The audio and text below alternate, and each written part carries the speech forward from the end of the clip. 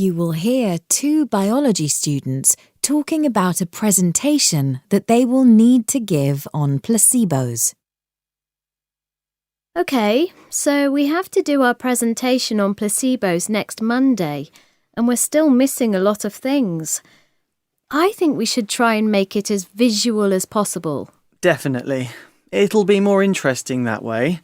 I've got some presentation slides sorted, but we need a laptop. Mine's broken at the moment. That's fine. I can bring mine in from home and we can connect it to the projector in the presentation room. What about handouts?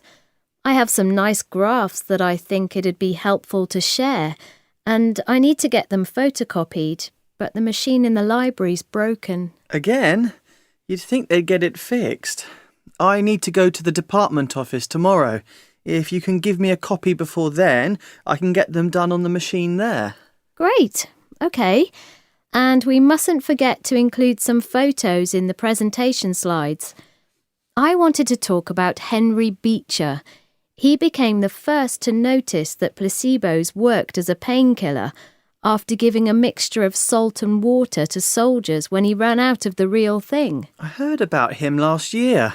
I expect there might be a photo online, but I know that there's a really good collection of photos in the science library.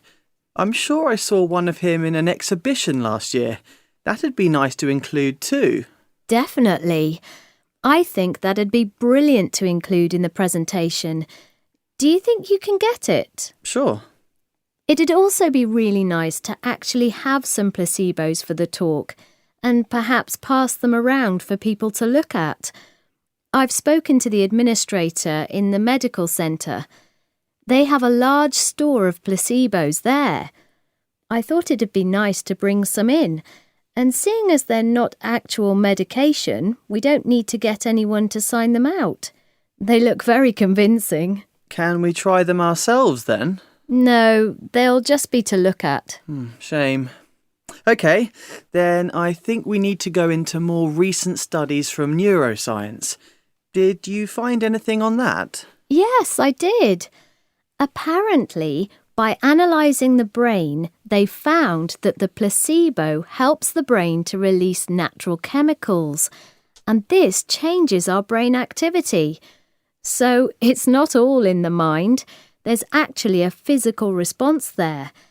That brain activity is similar to what you would observe from the effects of the real drug. Interesting.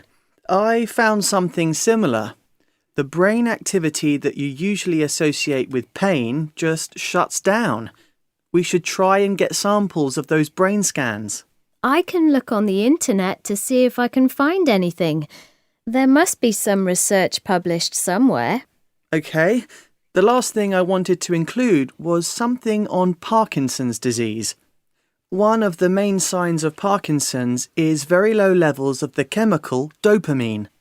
But if you give a Parkinson's sufferer a placebo, the brain starts producing more dopamine in the body, and that helps to ease some of the symptoms. Wow! Do you have any statistics on that? It'd make a really strong argument. No, but I reckon I can get that on the internet too. Brilliant. I think this is going to work. OK, so I think last time we met, we forgot to talk about the moral issues around placebos. The first key issue is the question of dishonesty. This is quite a shady side of medicine, and a lot of doctors disapprove for that reason. Yeah. The majority of doctors in one survey I read said that the whole job is about trust, and using placebos would just threaten that, so they would never use them.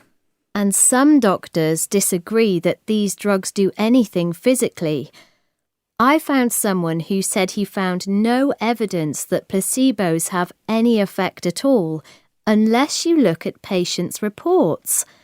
Then you start to see benefits showing up.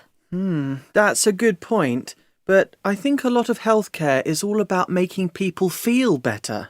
As long as you're not ignoring a problem that's going to get worse, that's okay. Well, the medical community doesn't agree with you. They've completely prohibited the use of placebos as a treatment for illness, no matter how trivial, and I think we need to mention that.